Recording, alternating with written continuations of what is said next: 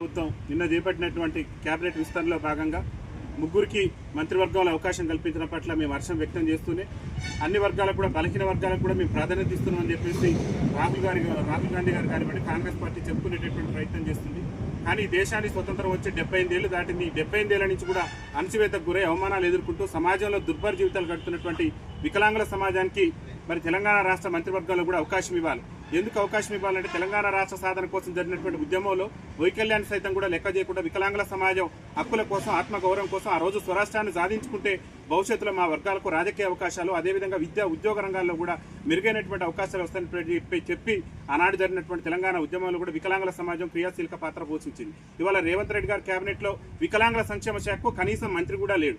అందుకని మేము ఏం కోరుతున్నామంటే తెలంగాణ రాష్ట్ర ప్రభుత్వాన్ని తెలంగాణ రాష్ట్ర ముఖ్యమంత్రి రేవంత్ రెడ్డి గారిని తెలంగాణ రాష్ట్రంలో వికలాంగుల సంక్షేమ శాఖకు వికలాంగుని మంత్రిగా నియమించే విధంగా మీరు నిర్ణయం తీసుకోవాలి. ఇంకా కేబినెట్లో ముగ్గురికి అవకాశం ఉంది.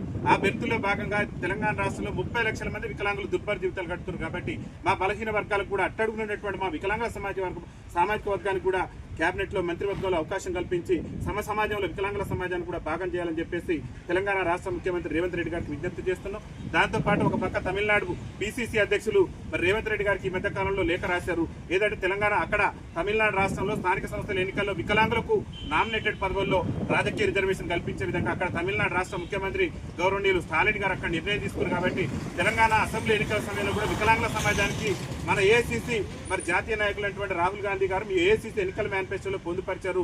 మేము ఖచ్చితంగా తెలంగాణ స్థానిక సంస్థల ఎన్నికల్లో వికలాంగులకు రాజకీయ రిజర్వేషన్ కల్పిస్తాం. ఒక తెలంగాణ కాదు దేశంలో అన్ని రాష్ట్రాల్లో కూడా కాంగ్రెస్ పార్టీ ఎక్కడ అధికారంలో ఉన్నా కాంగ్రెస్ పార్టీని ఎక్కడ ఆశీర్వదించినా ఖచ్చితంగా మేము వాళ్ళకి పంచాయతీ ఎన్నికల్లో రిజర్వేషన్ కల్పిస్తామని చెప్పేసి హామీ ఇచ్చారు. ఇవాళ తెలంగాణ రాష్ట్రంలో కాంగ్రెస్ పార్టీ అధికారంలోకి వచ్చి దాదాపు 1.5 పాలన పూర్తయింది.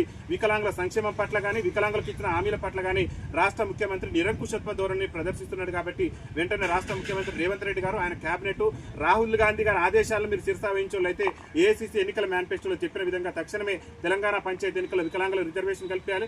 వికలాంగులకు స్థానిక సంస్థల ఎన్నికల్లో రిజర్వేషన్ కల్పించిన తర్వాతనే ఈ రాష్ట్రంలో ఎన్నికలు నిర్వహించాలి. లేకుంటే రేవంత్ రెడ్డి ప్రభుత్వం మీద పెద్ద ఎత్తున తమిళనాడు తరహాలోని తెలంగాణలో కూడా వికలాంగులకు రాజకీయ రిజర్వేషన్ కల్పించాలని చెప్పేసి పెద్ద ఎత్తున రాష్ట్ర వ్యాప్తంగా భారత వికలాంగుల హక్కుల పరిరక్షణ సమితి ఆధ్వర్యంలో ఆందోళన కార్యక్రమాలకు సిద్ధమవుతామని చెప్పేసి రాష్ట్ర ముఖ్యమంత్రి గారు తెలియజేస్తూ ఇప్పటికైనా రాష్ట్ర ప్రభుత్వం తమిళనాడు ప్రభుత్వాన్ని చూసినా రాష్ట్ర ముఖ్యమంత్రి సిగ్గుతో తలదించుకోవాలి రాష్ట్ర ముఖ్యమంత్రి గారు. ఎందుకంటే ఎన్నికల్లో ఇవ్వనటువంటి హామీని అక్కడ తమిళనాడు రాష్ట్ర ప్రభుత్వం అక్కడ ఉన్నటువంటి కాంగ్రెస్ ప్రభుత్వం అక్కడ అంటే కాంగ్రెస్ డిఎంకే అనుసంధానంలో అక్కడ నిర్ణయం తీసుకున్నారు. మీరు ఎన్నికల మేనిఫెస్టోలో చెప్పారు వికలాంగుల పెన్షన్ 6,000 పెంచుతానన్నారు. ఆర్టీసీలో వికలాంగులకు ఉచిత ప్రయాణం ఇస్తానని చెప్పారు. స్థానిక సంస్థల ఎన్నికల్లో వికలాంగుల రిజర్వేషన్ ఇస్తానన్నారు. వికలాంగుల బ్యాక్లాగ్ ఉద్యోగాలు భర్తీ చేస్తున్నారు. వికలాంగుల సంక్షేమ శాఖను ప్రత్యేక శాఖ గుర్తిస్తానన్నారు.